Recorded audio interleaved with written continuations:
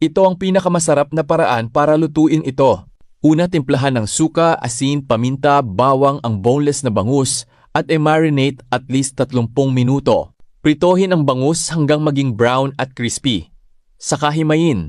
Timplahan ng red and white onion, siling haba, labuyo, reno, mayonnaise, kalamansi, asin, paminta, Worcestershire sauce at liquid seasoning. Saka haluin ng dahan-dahan. Tapos, magpainit ng kawali, lagyan ng butter, sibuyas, siling green igisa hanggang sa bumango.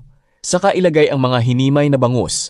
Para walang sayang, isama mo na din ang balat ng bangus, hiwain ng maliliit at prituhin hanggang sa maging crunchy, saka mo isama. At lutuin na lang ito ng 5 minuto. At ayan na, meron ka ng napakasarap na bangus sisig.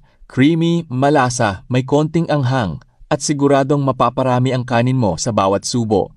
Panalo ito sa kanin.